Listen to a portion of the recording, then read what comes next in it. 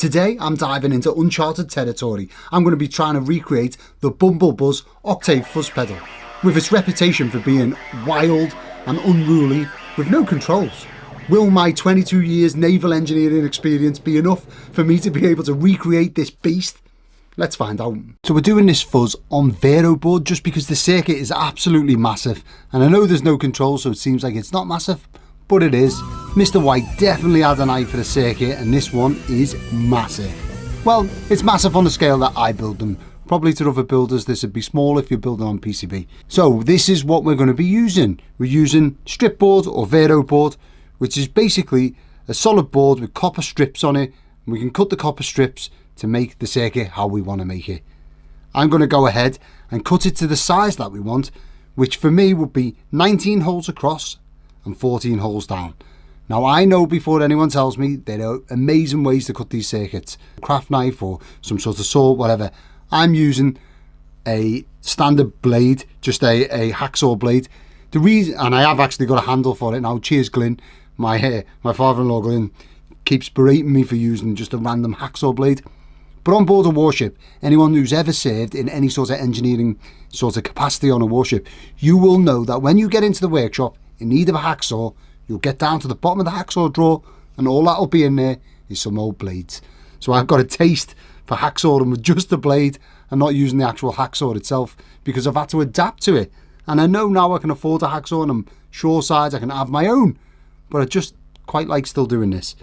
So all I do is just cut down the line, and bear in mind you want to cut on the 20th hole across because you want 19 holes still in the circuit. And I'll cut that way, right the way down, and then 14 holes down, you want to cut on the 15th hole because remember you want the 14th hole to be in your circuit. I can't tell you the amount of times that I've cut a circuit out to the exact number of holes and realised that I was one short because I counted 19 or 14 instead of counting that extra one. So don't fall foul to that. Right, I'm going to go ahead and hacksaw this bad boy out. There we have it, our VeroBoard now cut to the right size. I'm going to go ahead and consult my schematic, which comes from Tagboard FX blogspot. Great place to get some circuits and stuff. This is the design that's on there. Oh, there you go. Rocket88, whoever you are, thank you very much for this circuit. So we can see that there's 1, 2, 3, 4, 5, 6, 7, 8, 9. I make 9 splits. I'm going to go ahead and start from left to right and mark out where all of these splits are. First one here is going to be 1, 2, 3. It goes into the 4th hole across on the 1, 2, 3, 4, 5, 6th line up. So 1, 2, 3, 4, 5, 6. 1, 2, 3, 4. This is the bad boy here. So it's this hole right here. Okay. Now these two here, we can count across. 1, 2, 3, 4. So the 4th one along from there and 1 down. So 1, 2, 3, 4. 4th one along from there and 1 down. We can add them in there. There's 2 of them. And then just to check, we can see that there's 3 holes below. 1, 2, 3. On our circuit, 1, 2, 3. There's 3 holes below. Now if we were to count the holes to the end, that'll tell us that we've definitely got it in the right place. 1, 2, 3, 4, 5, 6, 7, 8, 9, 10, 11. 11 holes spare. So 1, 2, 3, 4, 5, 6, 7, 8, 9, 10, 11. That lets me know that I've definitely got that in the right place because there's the right amount of holes either side. And I suggest doing that for all of the positions that you mark out. I'm going to go ahead and put the rest of them on now. Now that we have our holes marked out, it's time to split the tracks on the back. And I know I'm going to end up having this conversation again, but I like to do it with a Stanley blade. I know some people hate that. I get it. Please tell me in the comments how wrong I am. I will continue to use a Stanley blade. You fucking Chelsea, aren't you? Yeah. You flash cockney bastards. You know Stanley? So all I do is I find the back of the hole that I've marked out and then simply just split the tracks at each end. You don't want to cut too far either side of the hole because you're taking up real estate that you might have to solder to. And I know someone did suggest in a previous video that I transpose it over on my phone so then I can, you know, just mark it out on this side. I get that, but you know, my brain just doesn't work in that sort of way. I can't for some reason. It's just, I've been doing it for that long this way that I find it easy, even soul soothing to do it this way around. So I'm going to go ahead and just mark them out, and all we're doing is splitting the tracks like so. That's all of our splits now in place. It's time to move on to the resistors. First up, we've got a 100k resistor, and this fits in the top left corner. As we all know, I like to start in the top left corner. I'm using these smaller, older carbon film resistors for the 100Ks this time. So I can see that it's 2 holes across, goes in, misses 2 holes in the center, and then drops in there. And that to me looks correct to our drawing. We've got 1 above and 2 to the sides. That's right.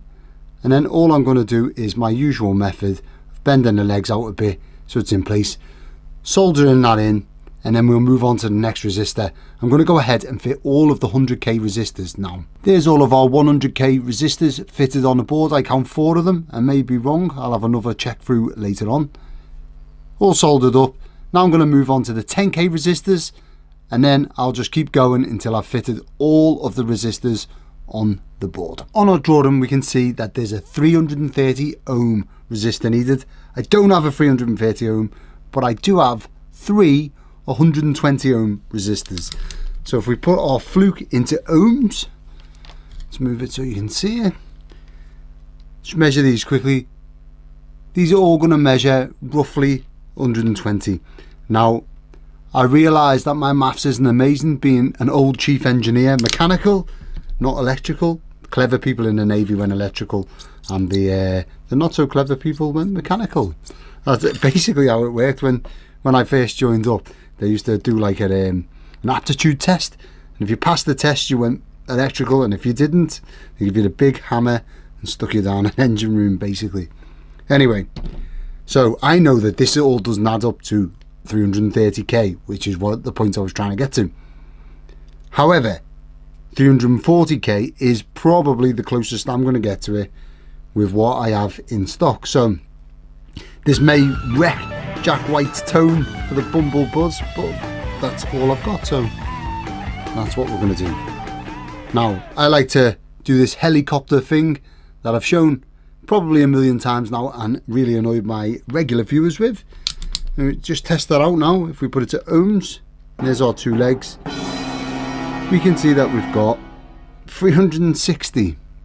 Okay, so my maths was well out there. Of course it is.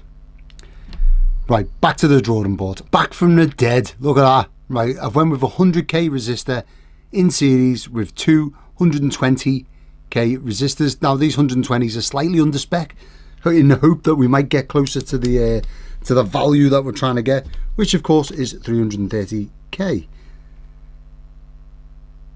And we have 339k. Okay, so that's a bit better. It's not brilliant, but it is close enough for government work, as they say. So I'm just going to solder these ends here. I will be snipping them off in a second. Now the keen eye among you will have noticed that on the VeroBoard, or on the layout drawing, there is of course a 42k resistor. Now I've got these 2 20k resistors. They are both over spec, sorry. So I'm hoping that they together will get us up to 42k, because they have drifted a bit over time. And I'm sure that people are going to tell me if the resistors have drifted, then they're not worthy of use.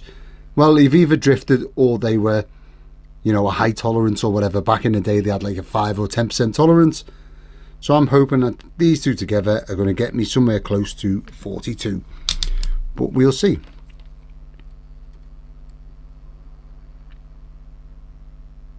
Look at that, 42.6. That is definitely close enough for government work. I'm going to go ahead and solder that now. Apart from that, this build has been a breeze. The values have been real easy to find. It's been mostly 10k or 100k with a 1 meg thrown in there, or 22k. All real easy values to find, apart from this lot. At this point of the build, I thought this was absolutely easy. A breeze, in fact. Well, little did I know there was more in store for me. Let's keep going. I'm going to go ahead and get them installed on the board. There we have all of our resistors now on the board. As you can see, I've got these two made up values there. Not pretty, but it works. Now I'm going to go ahead and put the diodes on. And the diodes are 1N4007s, which are power diodes that I normally use in amplifier rectifiers. They're pretty high output, and I love that they're going in this fuzz pedal. When you're fitting these diodes, you've got to remember that they are polar, and this end here is the anode, is the cathode with the line round it. That's the negative side. If we look at our drawing, we can see that D4 has the cathode pointing down to the bottom of the pedal. So if I bend the legs over like this, and then find where D4 goes in, so there's our 10K. We have a link that I forgot to put in. I'll be putting that in next, get in. There's a link that goes in here, and then D4 goes in here. And it has two spaces, and then it goes into the board like this. Now we have to make sure that our cathode, the negative half, people hate me saying the negative because yes, it is negative, but whatever, points down. Now if we look, D1 goes just above this one. D1 goes there, and it also has, well, it doesn't also, it has the cathode point upwards on this one. So you have to be very careful to make sure that we've orientated that correct. So if we take D1, bend the legs down, and now we're going to put it in straight above D4, miss two holes, miss two holes, and make sure that the cathode is pointing to the top of the pedal, which it is. Great.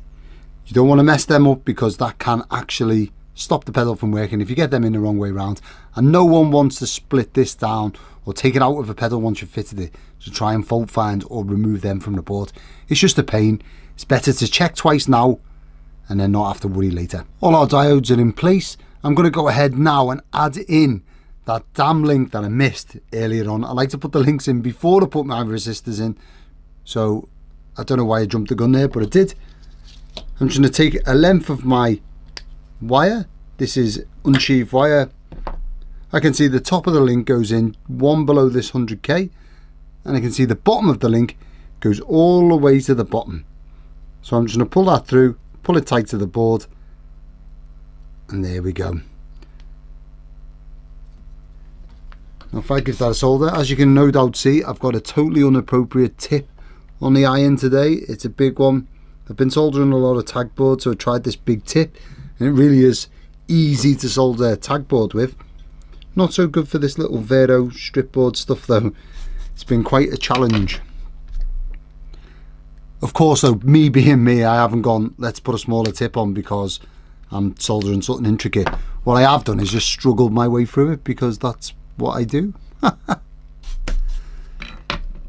Right, now that's in place, we're going to move on to our capacitors. So looking at our diagram, I can see that we've got a 100 NF, a 2.2 NF, a 22 NF, and a 1 NF cap. So these are the ones I'm going to be using. I've got my LCR cap for the 1 NF, just a blue molded. This is a modern recreation. These actually come from Taiwan. I don't think I'll be able to get them for much longer. I've got a tropical fish cap. This is one of the older, crumblier, more unstable styles that I have to lack a dip. I know people hate them, but I'm using it. And then this box ceramic cap is my 100 NF. And this is the lineup for capacitors. We have our 1 UF caps, which are going to be these JB caps. We also have 100 UF cap, and that is going to be also a JB cap. Then I've got 3 of these non-polar 10 NF caps. Even though they're not axial caps, I still like them. For this sort of VeroBoard build, I do find that the vertical style are a bit better. With that said, my 2.2 UF cap is this, if I can ever get it to focus. It's a silver mica cap. These are used on board warships quite extensively. I quite like them just for that reason.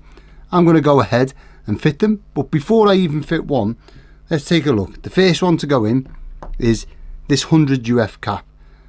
Oh, not that one, that's a 1 UF. This 100 UF cap. Now what we've got to think about is this cap is polar. So the little line which is facing down on our VeroBoard is going to be the shorter of the two legs with this little stripe on the side. So if I count that down, there is 1, 2, 3, 4 before it goes in. So 1, 2, 3, 4, and it goes in level with that 100k. Now it goes down one hole, and there is 2 spare holes before it hits this 1 meg. Now I've met all them requirements, so I know it's in the right place. Just give the legs a little bend out, and then I'll solder that in place there. Of course, I am using non-polar for my 10 UF caps, which means I can put them in any way round, but they do come with a shorter and a longer leg, which tells you which is the foil, inside and outside foil or whatever. So I'm going to put them in as if they're polar, just because I feel like that would lower the noise floor.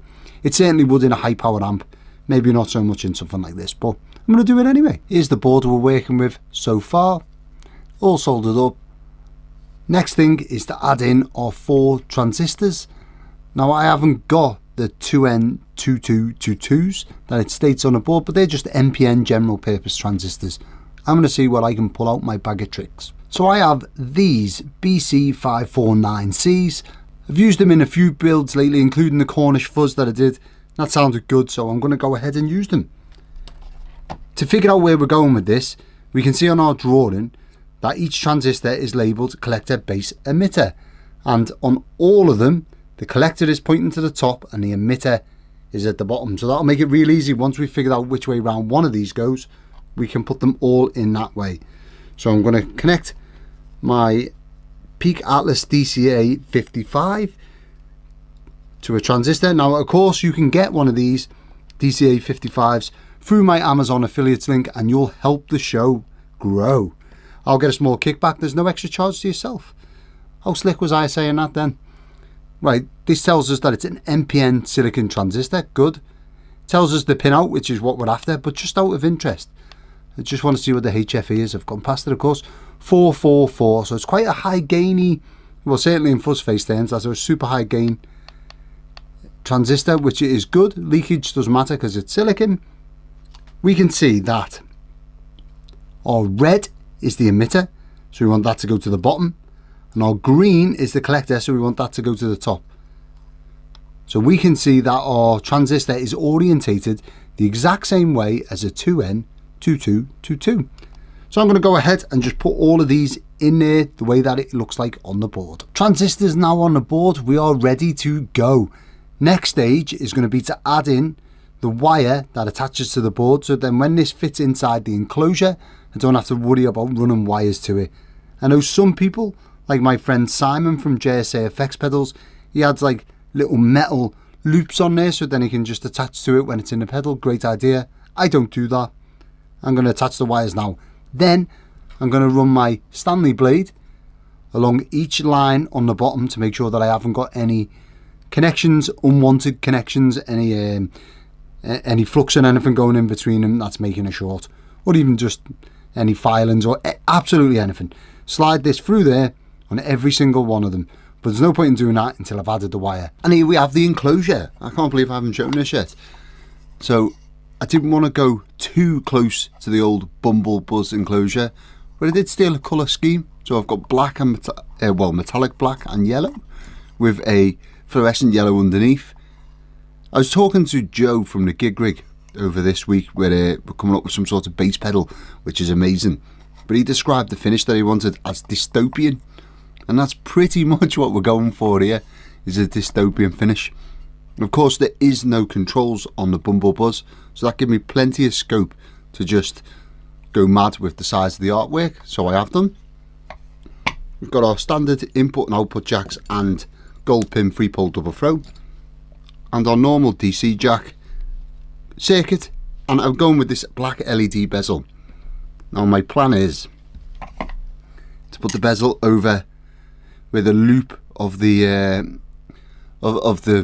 anchor is, and just run it like that. I mean, originally I was just going to put epoxy behind the finish of the anchor and have it just shine through there. I don't know, maybe I'll do that still. Right now I'm going to go ahead and just populate the enclosure. There we have everything inside the enclosure. There's no knobs to choose today because it's just a straight up pedal. I think this is fantastic. The fact that Jack White can play this thing without any knobs or without any controls and get a good sound is amazing. I did go for the serrated washer here just because my normal washers, as you can see, are absolutely massive. It would have obscured the artwork a little bit. It did go a bit over the top. And again, with my LED housing, can't talk today. And again, with my LED housing, I went with something a little bit smaller, just so then it didn't obscure the ring of the anchor.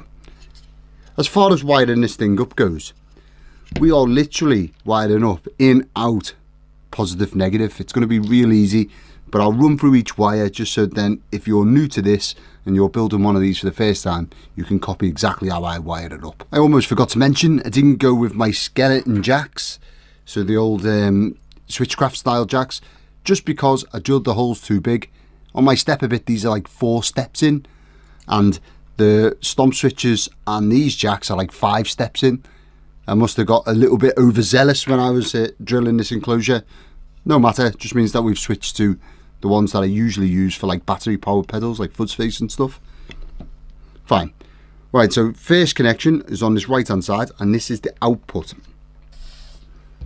Now, for the output, I'm just going to run it straight down this side here and round into the into the stomp switch at the front here.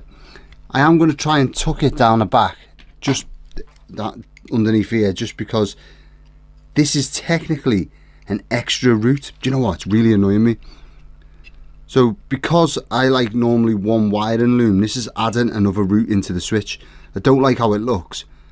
It will sound better, or technically it should sound better, if you take the shortest route, which is straight to the stomp. But now I'm thinking maybe I should run it round this edge and come down with these cables here and go in this way. Oh man.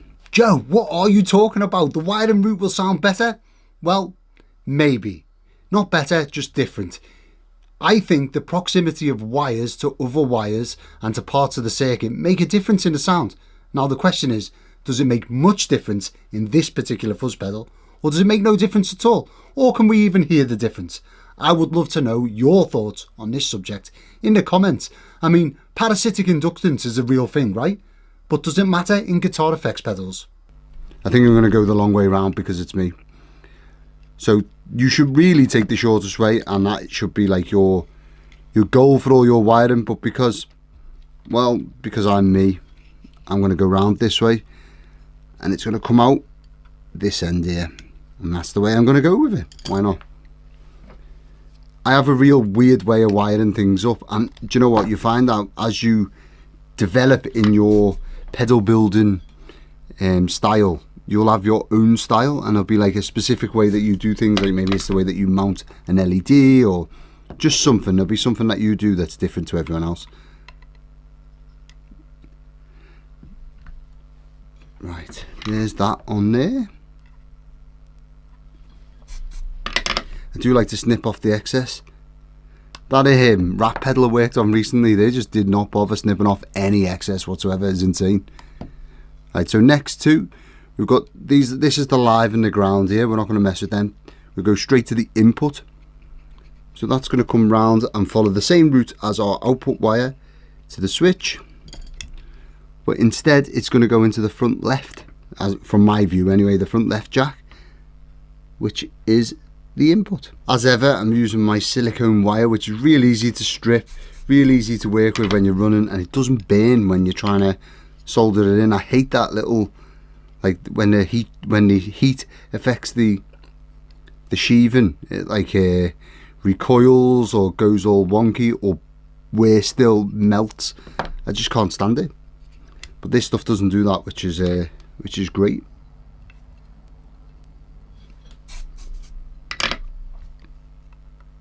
I actually come across this wire years ago. I was building a pedal for Matt, who does the Fret Talk podcast. He's a hero of mine, and when I was building it, I think I was building him a tube screamer or something. But when I was building his pedal, I dove deep into what wire would be best for it, and turns out I landed on this stuff. Right, now this is going to be tricky because I haven't got space around the jacks. I've got to try and shoe on a live wire into the connection. So I'm going to cut it, give myself quite a bit of wire on the end. I'm going to see if I can land it in one of the jack holes and then join the two jacks together. I managed to get the live wire in there, and I've just joined the two lives of the jack together. Moral of the story is, spread out your jacks if you're going to use these massive ones so you can get in there.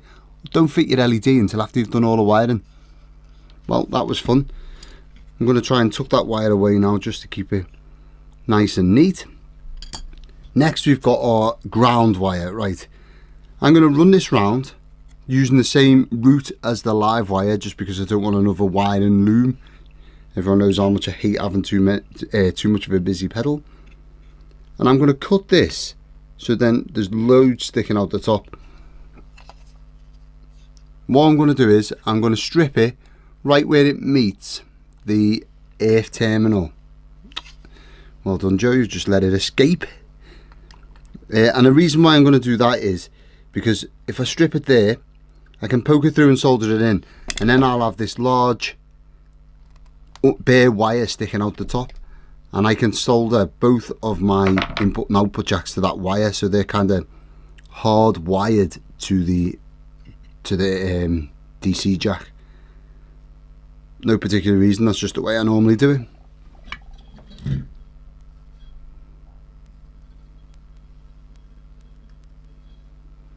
Be interesting to know what solder tip you guys use, because I've just switched to this thing. It's like a real big tip compared to what I'm used to.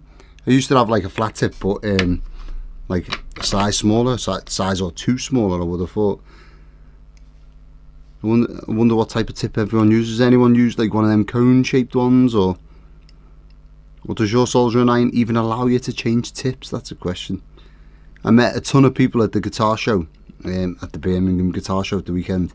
It was insane to know how many people actually watch this channel. I'm literally a guy in his workshop talking to a bloody lens, so you never know whether people are going to be watching or not, but turns out lots of people were. I had a lot of people say that they started building pedals after watching these videos, which is fantastic. The more the merrier. Even better when they say that they've built something that I, shot a video on. It just seems insane to me that people actually get value from these videos and end up with like actual pedals out of it. That's the pedal side of it soldered in the actual circuit, which is insanely easy because there's no controls. Now we're going to go ahead and solder everything else. First, I'm going to go ahead and do the input and output wires. This is the input jack, remember, because the pedal is upside down. I always mess that up. So I'm going to run a wire from here. It'll follow the same wiring loom, and it'll go into this pin here on our 3-pole double throw switch. Then I'll run a wire from here, which is our output jack, because the pedal's upside down. The wire will follow the same wiring loom, and it'll come into this pin here, which is our output. Right, so that's our input and output wires now wired up. Next we're going to move on to the earth. I'm going to run a solid core cable between pins 1 and 1 of our two jacks, and I'm also going to intersect this little length of wire that we left off our DC jack. I'm going to intersect that and solder that to it too. There's our earth sorted for the circuit, but then we also need to run another wire, probably coming from this jack here, from the same earth pin, round down and to the switch here to this front pin, which is going to be the earth for our LED. Now our earth's all wired up, it's time to add in the little loop for bypass. So that comes from this pin here round to this pin here. Now I do always forget this one, and then the pedal when it's off won't work if you don't put this in, so I'm going to go ahead and do that now. After the Birmingham guitar show, I spoke to a lot of people, and they said that they quite enjoyed the ramblings of me while I was wiring, like just whittering on to myself. I wonder how people in the comments find my random witterings while I'm wiring. I tend to cut a lot of it out when I'm editing these videos, just because it makes the video last forever. And I'm basically saying nothing, I'm just talking to myself, which is kind of insane, right? But there's our bypass wiring in. The last step is to wire in, if you can see just down here, the earth side of the LED, the cathode.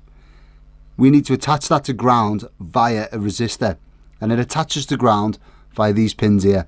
So this pin specifically, but I go through both of them and solder both just because why not. But I put the resistor coming straight off this, and this comes round, and all that happens is when a pedal is engaged and this switch connects to this side, it allows the earth side of our LED to be connected through a resistor to earth, which then allows the current to flow, which means our LED will turn on. Because obviously, as we've discussed before in previous videos, this is 3 separate switches, 1, 2, 3. This is the LED side. It either connects to nothing or it connects to our LED and allows the earth, well, allows the LED to see earth. There's our resistor fitted to the 3-pole double throw switch. As you can see, I've just slotted it through both of them pins there and soldered it in. Next step is to attach wire to our LED. Now to do that, I've just got a bit of normal wire. I have tinned the end, and I'm just going to make a loop out of it. I'm sure I've shown this a million times before.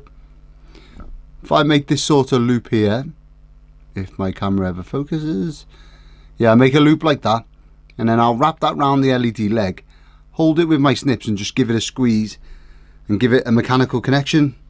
I know inside the pedal it's not going to be under much stress, and there isn't really any high voltages in here, so it doesn't matter as long as they are touching and soldered together, but I just like to do it this way. Not to mention, it does make it easier to solder once the ship starts rolling around. If you've got a mechanical connection there, you don't have to worry about it coming out while you're trying to solder it in. There we go, and now we just run this wire down the same wiring loom that we've had all the way through, which kind of soothes my soul. And it does mean that when I break out the the 7,000 cable ties, that we've got one route to cable tie rather than several, which I quite like, to be fair. And we all know that Glyn hates the cable ties. It's funny, at the guitar show at the weekend, loads of people come up to him and said, "Oh, you're the cable tie guy." It's just funny that people actually like get the reference and what have you. And I do normally put a picture of him with his dog up on the screen, which I'm no doubt doing right now.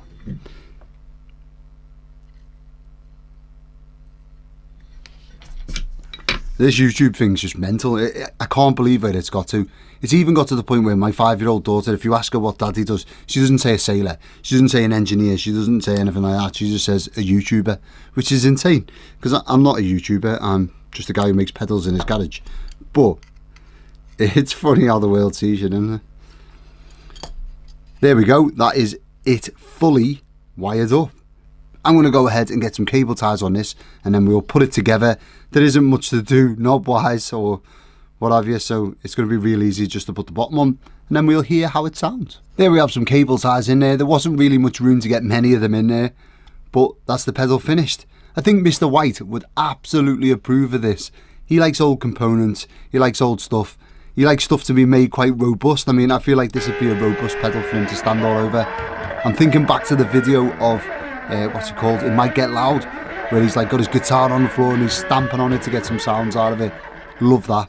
He's such a creative person. I doubt that my sound demo of it is going to sound anything near as creative as what he would do, but I'm going to give it a go. So that's the pedal complete. I'm going to get some screws in the bottom there, and then we'll have a listen to how it sounds. Okay, so I've come to do the sound sample, and of course there was no sound. So I've attached my audio probe to go through the circuit, and I could see that I had signal on the input and signal through most of the transistors. I thought, right, let's think about this logically and start from the reverse. There's no signal on the output, no signal where the circuit come in, no signal on the diodes. And then as I got a bit further over, I come across this part here. There's our diode, so there's no signal at the top. And when I was working, I noticed that this 10k resistor here was absolutely not in place. So, and no doubt everyone's been screaming at the screen who's been watching me build this to tell me that I missed this resistor. But from this cut here, if you look, this cut here, there should be a 10k resistor next to it. So it connects this one UF cap to this 100k resistor going between these two transistors here. So I've missed that. What I'm going to try and do is follow this line along, to this 10k here. There's no break in the circuit, so I'm going to go from this 10k here and try and run the resistor over the top and land it here, and that should be the same connection. Let's see. So after much messing about, I figured out that the transistors I used, clearly the wrong ones, and they were misbiased. I've added in this pot and resistor going from one leg of the transistor up here to earth, and I've managed to bias that one. Really, the sound is so low that, well, I can't really hear anything. I can hear the octave fuzz, but it's so low that it would be unusable. You would need another pedal to go with it. So I'm thinking about adding in another little mini fuzz in here to feed this circuit, to drive it through and boost the volume up. So really, am I creating the Bumble Buzz, the Jack White Bumble Buzz? Probably not at this point, but I'm going to keep pushing. Now we have a real decision to make. We're going to add an extra gain stage, but do we put the extra gain stage before the octave fuzz or after the octave fuzz? Not sure. I think I'm going to listen to one of my anchor drive pedals both before and after. But first, let's listen to the legend that is Gearmandude play this pedal and find out how it should really sound.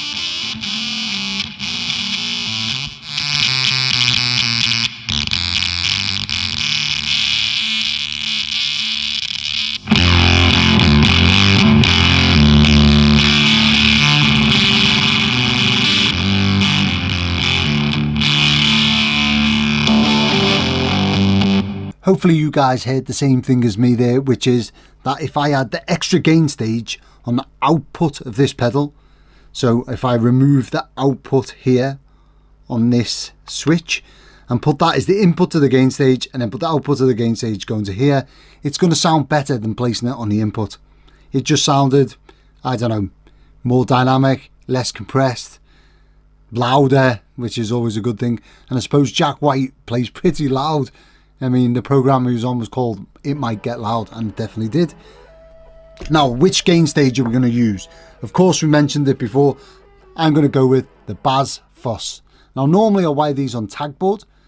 Tag board is 3 tags along. It's a real simple circuit. In fact, this is the one that I advise beginners to build first time round.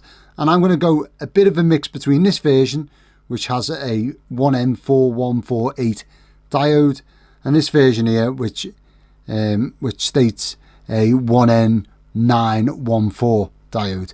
I'm going with this one just because I get to use strip board, which is smaller, so it'll fit in this pedal. It's 10 holes along and 3 holes up, which is really small.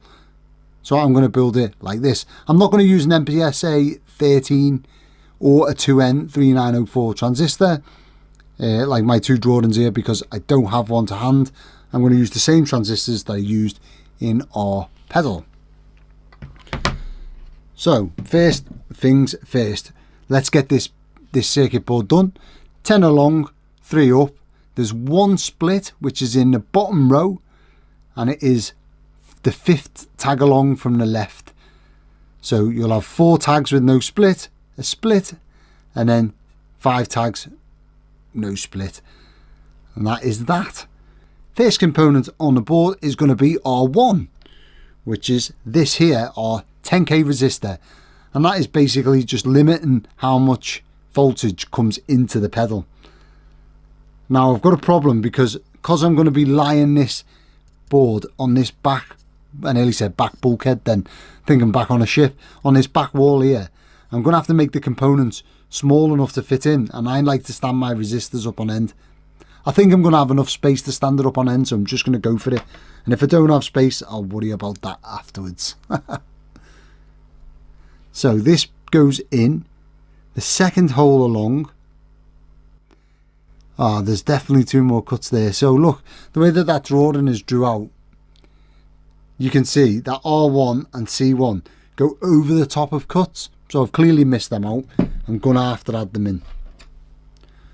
So we can see that we have our 9 volt comes into this hole here. Then our resistor goes in this hole here. We have a miss of space, which is going to be our split. And then our resistor goes in the next hole along.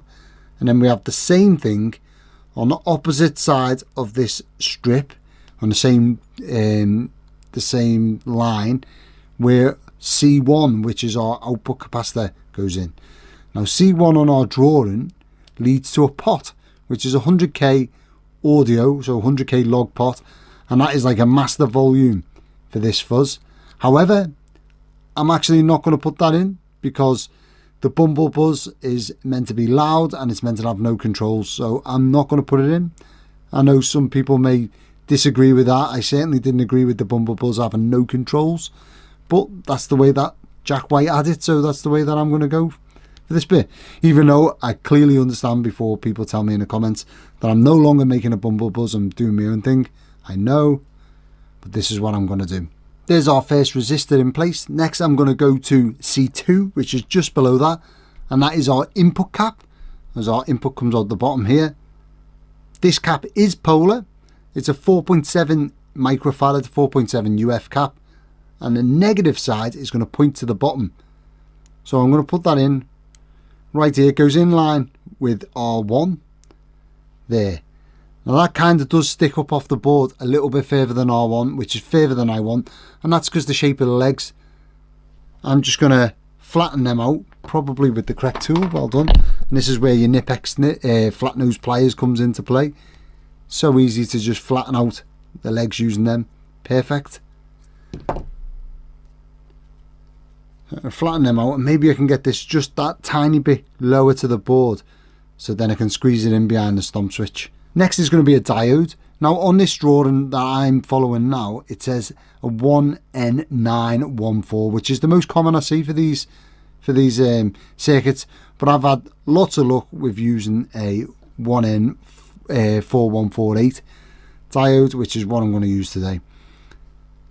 And that goes from the top to the next row down, to the next row down, but remembering that diodes are polar, so the line on the diode has to be pointing towards the middle row, which is, it's the anode, basically, that has to point to the middle row, which ultimately connects to the middle leg of our transistor. We should put our transistor in, but I'm going to wait and put the transistor in last, mainly because they really disagree with heat, so we'll do that last. And then we're going to put our output cap, which is C1, over the top of the second split that we made a second ago, when we absolutely, and by we I mean me, absolutely forgot to put splits in.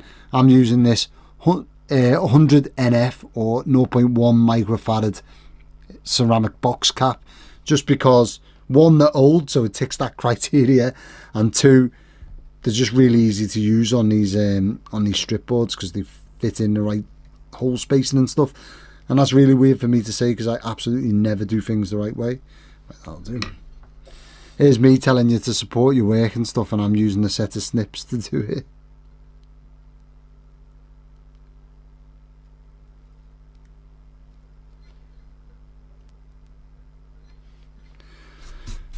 Right, now I've just made a real big mistake there. So as you can see, this row here, this column and this column are now joined together with a big solder blob. I have shown this before, but the best way to get rid of these solder blobs is to run your iron down the center. If you're quick enough, you can just wipe it away from the in between the tracks and separate them. I mean, ideally the best way to do it is to use some desolder braid, like this stuff that we've used in previous videos. I prefer this one because you're not actually touching the copper while you're doing it. Some of the others you'd have to like kind of hold the copper and pull it away, and I always inadvertently burn my fingers, whereas for this desolder braid you can hold this and pull it away and it just works as well, so I use that. Anyway, that would be the best way to do it, but I find it just much quicker to run your soldering iron down the middle, and again, as long as you don't hold that iron on for too long, it should be okay. So on our drawing, we can see that Q1 has the flat side facing to the output of the pedal. However, if we take our transistor, which is a BC549, the same as what we're using for our Bumble Buzz pedal itself, which probably caused all of this problem in the first place, I might add. Let's check the pin out on that. So it's an NPN, yeah, we know that. The red is the base, which is the center. The green is the emitter. Now, I know that the emitter connects to earth. So the emitter must go to the lowest row because that's where ground is on our drawing. And then the collector, which connects to our output cap, is the blue, which is this one, which means that that goes to the top. So if you're going to use this transistor, it's actually orientated the opposite way round to an NPSA 13. That's another reason why having a DCA 55 is basically invaluable, just because you can do that quickly. Now, if you're wondering what's special about an NPSA 13 and why it's chose for this circuit in this particular drawing, it's because it's a Darlington transistor, which means that it has two transistors stacked together acting as one, so you get loads of gain out of it. You can make Darlington transistors out of any two, NPN or PNP, as long as they're the same type together. You can make any two of them into a Darlington transistor. It's fun to do. It's helpful if you're using germanium, you want to get rid of some leakage or whatever, or not feel the effect of it. Or if you get a load of transistors and they're below gain levels that you can use, you can always double them up and get ridiculous levels of gain. So I'm going to go ahead and solder that in now, and then we'll get through to putting in all of our inputs and outputs. And that is our Baz Fuzz circuit all sorted. Now I'm just going to add in the inputs, outputs, 9 volt and earth. The best way to do this normally would be to add all of our wires going to the circuit beforehand, which I am going to do, apart from the input. And that's because our input wire is already installed. It's going to be this wire here. So I'm going to have to take that wire out and attach it to the board somehow. Now, the board is going to be stuck down, which means it's going to be really hard to solder to the bottom of it. So to get around that, I'm going to steal a technique from Simon over at JSA Effects Pedals that I notice him doing sometimes when he's prototyping boards. And that is just to put a little metal loop from a component leg into the input position, which is the bottom left hole right here, the negative side of our 4.7 microfarad cap. And I'll just solder that in there, and that can be the input, and that means that I'll be able to solder to it with our wire that's already in place in the circuit. I would have preferred to have just run wires straight away, but I didn't know I was going to be adding this gain stage, so you know, I couldn't. And there we have it. Here is our Baz Fuzz gain stage ready to go in the pedal. I'm going to get it mounted now. There's our extra gain stage mounted behind our 3-pole double throw switch. The next step will be to remove our output wire and put that going to the input of our new circuit. Then I'm going to add the ground from our new circuit going to this point here, which is the ground for the LED. Then I'll add the output of the circuit, which is the other wire on this side, going to the output of the overall pedal. And then lastly, I'm going to run this wire, which is our 9 volt 2 or Baz Fuzz circuit, round here and to the output. Unfortunately, I am going to have to undo all of my cable tie work and then add in new ones because I'm adding new wire, and I don't really want to run it along there and add new cable ties in. It just won't look neat. And now the part that everyone's been waiting for, the sound sample. Did I get close to the Bumble Buzz tone, or did I fall flat on my face? I'll leave it up to you to decide. Let me know in the comments what you think of this pedal build and my finished product. Did I make a Bumble Buzz pedal, or did I just invent my own thing with the added gain stage? I'd love to know what you think.